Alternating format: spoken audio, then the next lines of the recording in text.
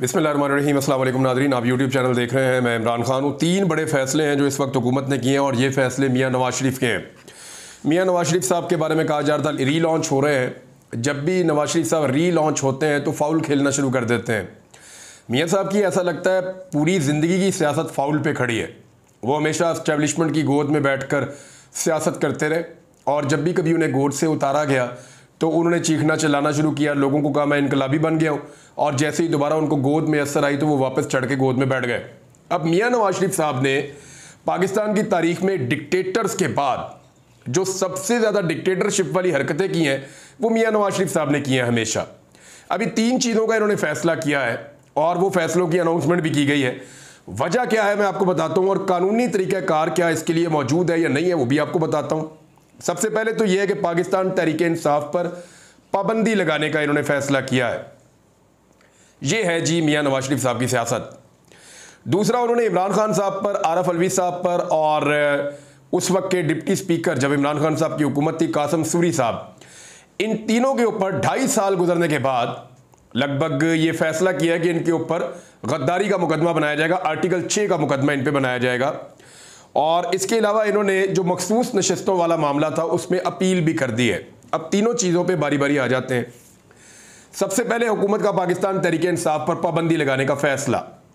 ये होता क्या है, इसका कानूनी तरीकाकार क्या है, इससे पहले आप ये जान लीजिए कि इसकी अनाउंसमेंट जो है वो इंफॉर्मेशन मिनिस्टर ने की है और उन्होंने ये कहा कि चंद दिनों से मुल्क के अंदर एक बड़ी हैजानी कैफियत है, और वो हैजानी कैफियत आपको पता है क्यों है, वो तो सुप्रीम कोर्ट ऑफ पाकिस्तान के एक फैसले के बाद से है।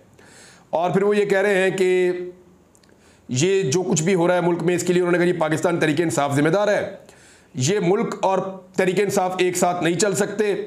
तो अब इमरान खान साहब जो है उनकी पार्टी को ख़त्म कर दिया जाएगा, यानी पाकिस्तान तहरीक इंसाफ के जो पार्टी है इसके खिलाफ एक रेफरेंस भिजवा दिया जाएगा सुप्रीम कोर्ट ऑफ पाकिस्तान में। अब मामला यह है कि सुप्रीम कोर्ट ऑफ पाकिस्तान, इसका तरीकाकार भी यही होता है, हुकूमत अगर पाबंदी लगाना चाहे तो कैबिनेट इसका फैसला कर सकती है, लेकिन यह मामला सुप्रीम कोर्ट ऑफ पाकिस्तान में जाता है और सुप्रीम कोर्ट ऑफ पाकिस्तान ही इसके ऊपर हतमी राय दे सकती है। क्या पाकिस्तान तहरीक इंसाफ पर पाबंदी लग सकती है, ये एक बड़ा सवाल है। पाबंदी लगने के लिए जवाब क्या है, एक साइफर वाला केस है, एक 9 मई के वाक़यात हैं, और उसके अलावा ये कह रहे हैं जी अभी इमरान खान साहब ने कोई साजिशें करने की कोशिश की है। और पंजाब गवर्नमेंट ने एक कैबिनेट की मीटिंग भी की थी, आपको याद होगा इमरान खान साहब के अकाउंट से एक ट्वीट हुआ था जिसके बाद बहुत अजीबोगरीब सूरत हाल पैदा हुई। अजहर मशवानी के भाई भी उठाए गए, शहबाज गिल का भाई जो है वो भी उठाया गया, कुछ और लोग भी जो है वो जबरी तौर पे अगवा किए गए, तो लापता हो गए वो लोग।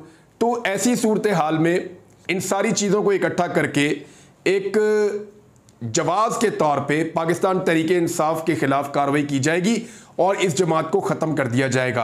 क्या ये मुमकिन है? तो मैं आपको क्लियरली कह लूँ, ये पहला जो मौक़िफ़ है पाकिस्तान तहरीक इंसाफ के खिलाफ PMLN का, ये मुमकिन नहीं है, आईनी और कानूनी तौर पे मुमकिन नहीं है। इस पे जो बैरिस्टर अली ज़फ़र हैं पाकिस्तान तहरीक इंसाफ के रहनुमा, उन्होंने कहा जी कि हम 1 सेकंड के लिए भी पाबंदी के फैसले पर अमल दरामद नहीं होने देंगे। इसकी 3 चीज़ें हैं, एक, हुकूमत ये क्यों करना चाह रही है, नंबर 2, क्या ये हो सकता है, नंबर 3, इसका रद्द अमल क्या आएगा और क्या हुकूमत ये कर पाएगी। ये 3 चीज़ें हुकूमत ये इसलिए करने जा रही है, पहले इसके ऊपर आप आ जाएं कि इस वक्त जो महंगाई की सूरत हाल है, जो पाकिस्तान के अंदर आम आदमी की मईशत है, अभी पेट्रोल की कीमतें दोबारा बढ़ने वाली है, बिजली का टैरिफ बढ़ते बढ़ते जो है वो 49 रुपये तक पहुँच गया है। ये बुनियादी टैरिफ जो है ये 16 रुपये का हुआ करता था इमरान खान साहब के दौर में, और बिजली लोगों को सस्ती मिला करती थी। तो ये लोग आए बिजली सस्ती करने के लिए, और सस्ती करने के नाम के ऊपर आए और इन्होंने बिजली के बिलों को इतना महंगा कर दिया कि आम आदमी की पहुंच से बाहर चला गया। और इस किस्म का आम आदमी को बिजली का इन्होंने टीका लगाया, वादा करके आए थे कि 300 यूनिट तक जो बिजली इस्तेमाल करेगा उसको बिल ही नहीं आएगा, 0 लिखा हुआ आएगा, और ये हमारी तरफ से तोहफा होगा आवाम को।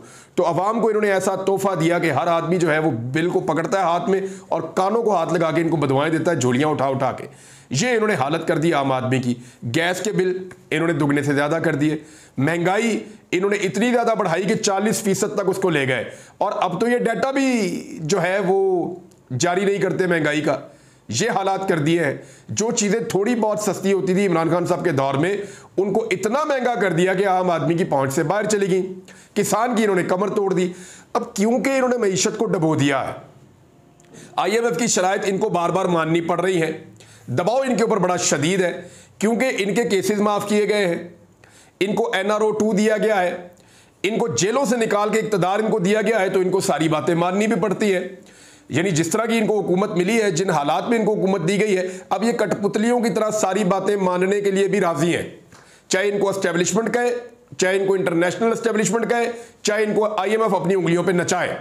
तो ये IMF की उंगलियों पे नाच रहे हैं। अब मामला ये है कि या तो मीडिया तवज्जो दे इस महंगाई की तरफ, आम आदमी के हालात की तरफ, तो इससे बेहतर है कि ये क्या कर रहे हैं कि मीडिया की तवज्जो भटकाओ, ऐसे इश्यूज को लेके आओ कि सोशल मीडिया पे वो डिस्कस हो।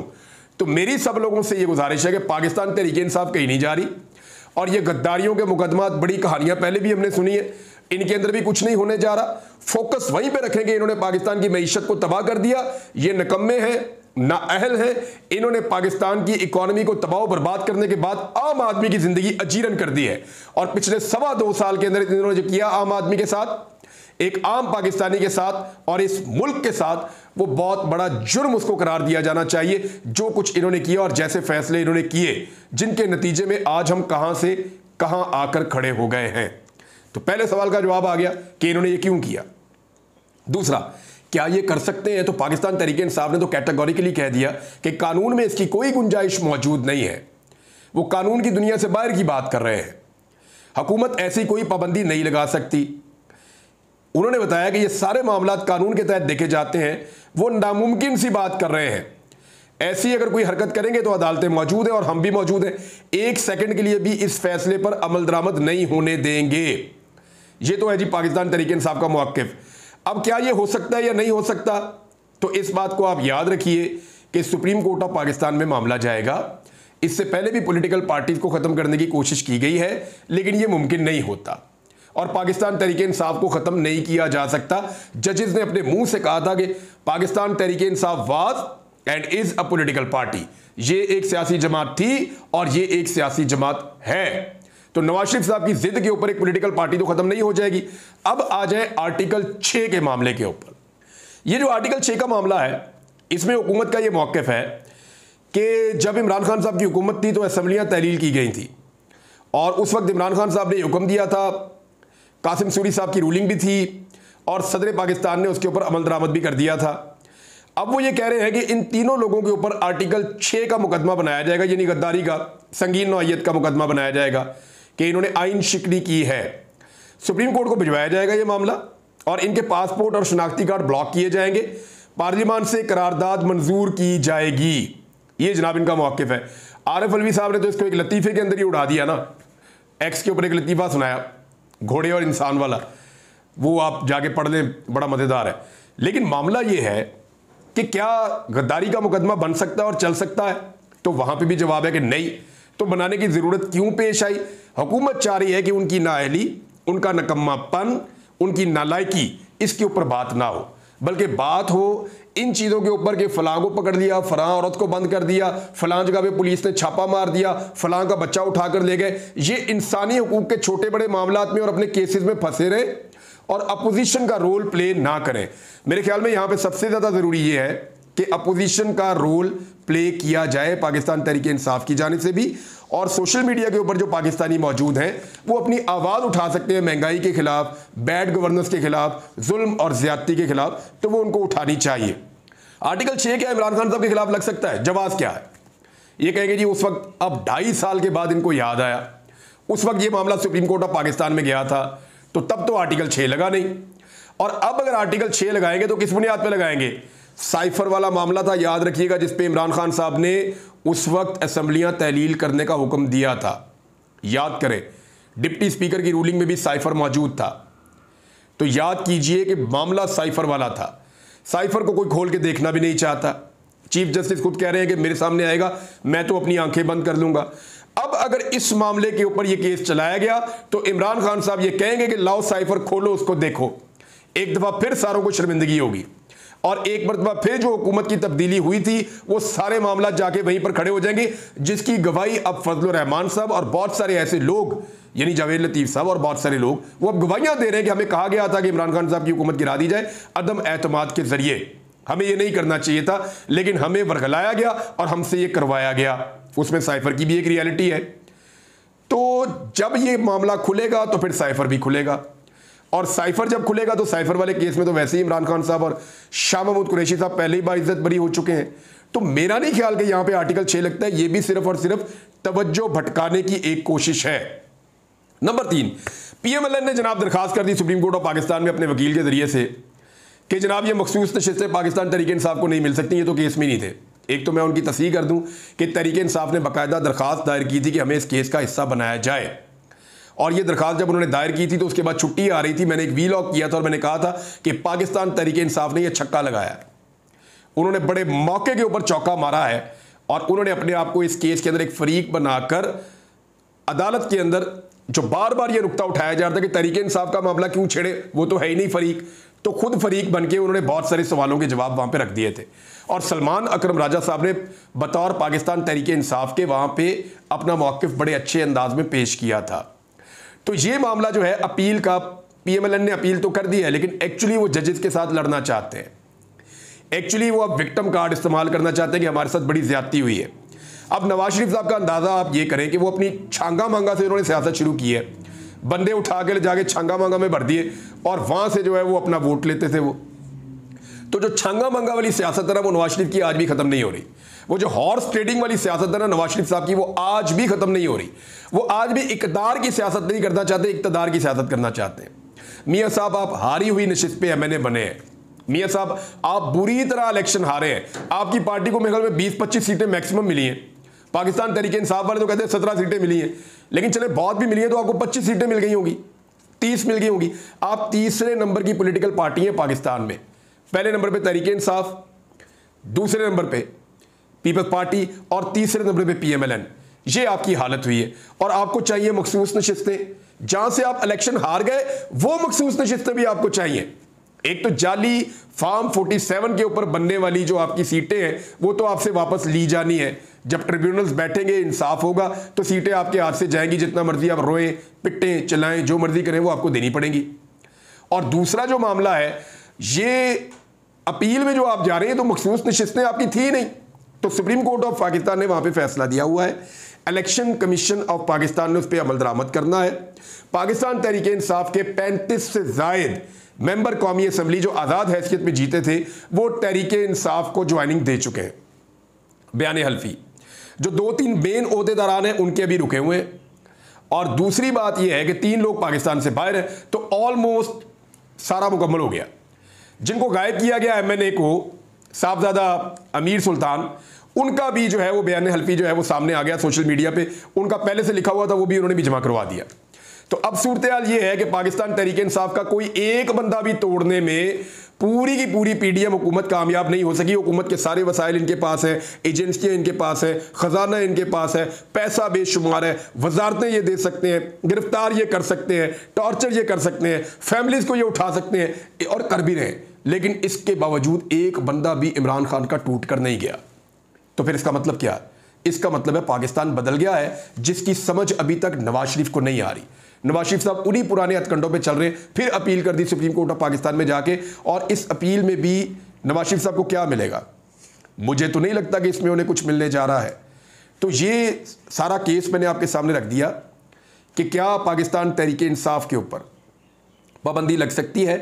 तो सिंपल, इसका चांस इसलिए भी नहीं है कि जमात इस्लामी ने इसकी मुखालफत कर दी, पीपल्स पार्टी ने इसकी मुखालफत कर दी, MQM ने कहा कि हमसे मशवरा ही नहीं किया, ANP ने भी इसकी मुखालफत कर दी, हुकूमत की इत्तेहादी जमातें इसकी मुखालफत कर चुकी हैं।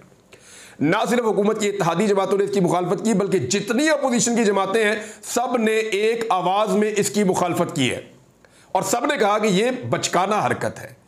ये कल को मियाँ जावेद लतीफ़ साहब दोबारा बैठ के एक इंटरव्यू में कह रहे होंगे, और PMLN के जो हम ख्याल सहाफ़ी हैं वो भी ये कह रहे होंगे कि जनाब इमरान खान साहब को मज़ीद मकबूल करने के लिए और नवाज शरीफ साहब की मकबूलियत को ज़मीन बोस करने के लिए और उनकी सियासत को मुकम्मल तौर पर तबाह करने के लिए हमसे ज़बरदस्ती पाकिस्तान तहरीक इंसाफ पर पाबंदी लगवाने की कोशिश की गई, जिसका फ़ायदा इमरान खान को हुआ। जैसा कि ये आजकल कहते हैं जनाब इमरान खान के मुकदमे भी साजिश है, इमरान खान तक को गिरफ्तार किया वो भी इमरान खान की साजिश है, इमरान खान के बंदों को मारा वो भी इमरान खान की साजिश है, इमरान खान से सीटें छीन ली वो भी इमरान खान की साजिश है। यानी सारा कुछ इमरान खान के खाते में डाल देते हैं और वो कहते हैं जी इमरान खान के हमायती जो हैं एस्टेब्लिशमेंट के अंदर बैठे हुए वो इमरान खान को लाने के लिए लगातार इमरान खान को हमसे मरवा रहे हैं। तो फिर आप ना मारें, ये गंदी हरकतें आप ना करें। PMLN के अलावा कोई जमात इसकी हमायत नहीं कर रही। फजलुर रहमान साहब फिलहाल खामोश हैं, देखते हैं वो इसके ऊपर क्या कहते हैं। लेकिन एक और खबर है सनम जावेद के हवाले से। सनम जावेद साहबा को जैसा कि मुझे रात को शक था, मैंने आपको बताया था कि बलूचिस्तान पुलिस आ सकती है, उन्हें गिरफ्तार कर सकती है। तो एक नामालूम किस्म के मुकदमे में जिसमें कोई बंदा भी फौत हो गया था, उस मामले में सनम जावेद साहबा को उन्होंने गिरफ्तार करके ले जाने की कोशिश की। ये मामला हाई कोर्ट के अंदर उठा दिया गया। जस्टिस गुल हसन औरंगजेब साहब, इनकी अदालत में मैं भी पेश हूँ, बड़े शानदार जज हैं और ऐसे जजेस की वजह से और इनके फैसलों की वजह से अदलिया की इज्जत बरकरार है। तो जस्टिस गुल हसन औरंगजेब साहब ने बाकायदा ये हुक्म जारी कर दिया कि सनम जावेद को अब गिरफ्तार नहीं किया जा सकता। वो एक आज़ाद शहरी के तौर पे इस्लामाबाद में रहेंगी। 5 दिन के बाद जुमेरात को उनकी दोबारा पेशी है इस्लामाबाद हाई कोर्ट में, वो दोबारा पेश हो जाएंगी। लेकिन इस बीच में उनको मना किया गया है कि वो किसी किस्म का कोई स्टेटमेंट ना दें और अभी वो खामोश नहीं इन मामलात के ऊपर। तो ये बड़ी अच्छी बात है। 14 महीने की एक लंबी स्ट्रगल के बाद पूरी रियासत मिलकर एक लड़की को शिकस्त नहीं दे सके और वो लड़की मुस्कुराती रही, हंसती रही। कल उसको उसकी माँ और उसके बाप के सामने गिरफ्तार किया गया, उसके शौहर के सामने उसको तकरीबन 1 दर्जन मरतबा गिरफ्तार किया गया। ये मरियम नवाज साहबा रोला डालती हैं ना कि मेरे वालिद के सामने मुझे गिरफ्तार किया गया। तो मरियम नवाज साहबा को जब गिरफ्तार किया गया तो उनके ऊपर करोड़ों अरबों के इल्ज़ामात थे जिनका जवाब वो लोग आज तक नहीं दे सके। मरियम नवाज साहबा अपनी प्रॉपर्टीज़ का, अपनी चीज़ों का जवाब आज तक नहीं दे सकी। आज भी कैलबरी फॉन्ट वाला जो एक हकीकत है वो उनका मुंह चढ़ा रही है कि उन्होंने फ्रॉड किया था। आज भी उन्होंने कहा था कि मेरी तो कोई प्रॉपर्टी पाकिस्तान में भी नहीं है, इंग्लैंड में भी नहीं है, और वो सारी प्रॉपर्टीज उनका मुंह चढ़ा रही है और इतनी अरबों की जायदादें उनकी निकल आई, वो जवाब नहीं दे सकी कि कहाँ से बनी है मरियम नवाज। और उनको तब गिरफ्तार किया गया था जब उनके पास जवाब नहीं थे और इस बेगुनाह लड़की को बार बार गिरफ्तार किया गया, इसके बाप और इसकी माँ के सामने गिरफ्तार किया गया। लेकिन उसने मरियम नवाज की तरह रोना शुरू नहीं किया, मुंह नहीं बनाया, वो वहां पे भी मुस्कुराती रही और विक्ट्री का साइन बनाती रही। तो एक लड़की को तोड़ने में पूरी की पूरी रियासत की मशीनरी और हुकूमत अभी तक तो नाकाम रही है। और ये कोई कामयाबी नहीं होती कि आप अपने मुल्क की खवातीन की आंखों में आंसू ले आए और उनको रुला के, ये कौन सी जीत है? इसको तो कोई जीत नहीं कहेगा, ये तो जीत के भी फिर आप हार गए। अब तक के लिए इतना ही, अपना ख्याल रखिएगा, अपने चैनल का भी। अल्लाह हाफ़िज़।